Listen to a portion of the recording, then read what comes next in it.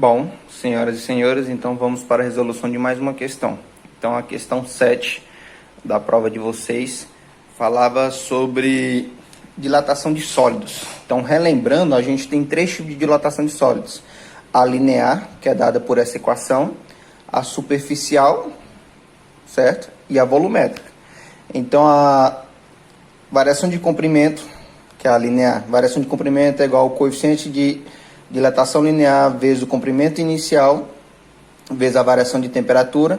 E aqui é o coeficiente de dilatação superficial, e consequentemente eu tenho minha superfície inicial.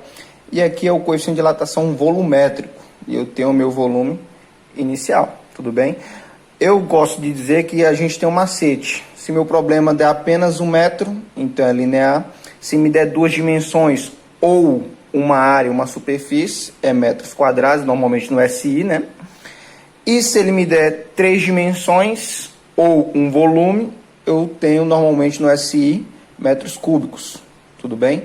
Mas esse macetezinho, ou seja, se não tiver nada é linear, se tiver o 2 superficial e se tiver aqui elevado à terceira, é o meu volume, ok? Então na questão 7, ele fala o seguinte: o coeficiente de dilatação linear do aço, então o coeficiente de dilatação linear do aço, ele é 1 vezes 10 elevado a menos 5 graus Celsius elevado a menos 1. Os trilhos de uma via férrea têm 12 metros cada um na temperatura de 20 graus Celsius, ou seja, ele me deu um comprimento, 12 metros, e me deu uma temperatura de 20 graus Celsius. Sabendo que a temperatura máxima na região onde se encontra a estrada é 40 graus Celsius, então ele me deu uma outra temperatura de 40 graus Celsius. Tudo bem? Se ele me deu uma outra, isso aqui se tornou a minha temperatura inicial, o 20 graus Celsius. O espaçamento mínimo entre os dois trilhos consecutivos deve ser aproximadamente d. Então, se ele quer saber o espaçamento, ou seja, quer saber o tamanho que a minha via férrea ela pode crescer, ou seja, a minha variação de comprimento. Felipe, por que você colocou o L de comprimento? Ou seja, ele só me deu uma dimensão. Se é uma dimensão, essa é a minha primeira equação, tudo bem? Ele quer saber isso aqui, então, consequentemente, isso aqui é meu comprimento inicial.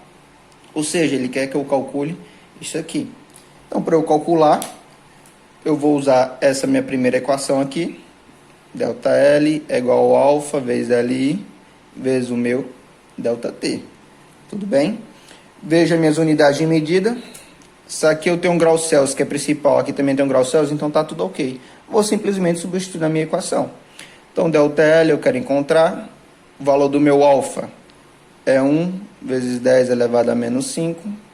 O valor do meu comprimento inicial, 12. E a minha variação de temperatura é a temperatura final menos a minha temperatura inicial. Então, meu ΔL vai ser igual a 1 vezes 10 elevado a menos 5 vezes 12 vezes 40 menos 20, 20. Então, resolvendo estes termos aqui, 1, 12 e 20. Então, 1 vezes 12, 12, 12 vezes 20, 240. Então, vezes 10 elevado a menos 5, certo? A minha vírgula está imaginária aqui, depois do zero, tudo bem? Para eu eliminar esse 10 elevado a menos 5, certo? Se eu andar com a vírgula para a esquerda, em notação científica, ele é positivo, certo? Então, para eu eliminar esse menos 5, ele tem que andar 5 vezes para a esquerda.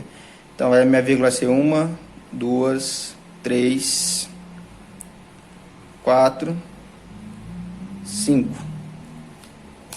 Então, meu ΔL vai ser igual a 0,00240. Vejam que preciso da minha unidade de medida. Se eu estou calculando variação de comprimento, meu comprimento que eu tinha colocado aqui foi metros, certo? Só que eu não tenho essa alternativa, então eu vou simplesmente, o meu último processo, que eu sempre tento acostumá-los, né? Vou transformar minha próxima unidade em centímetros, metros para centímetros, multiplico por 100. 0,00240 vezes 100 vai ser igual a 0,24 centímetros. Também não tenho essa opção, vou transformar mais uma vez para a minha próxima unidade, a mais usada, né? Uma das mais usadas. Então vou transformar para milímetros. Para transformar para milímetros, multiplico por 10, que 1 centímetro tem 10 milímetros. Então meu comprimento vai ser 2,4 milímetros. Ou seja, pessoas, 0,00240 metros é a mesma coisa, equivalente que 0,24 centímetros, que é a mesma coisa, equivalente a 2,4 milímetros. Ok?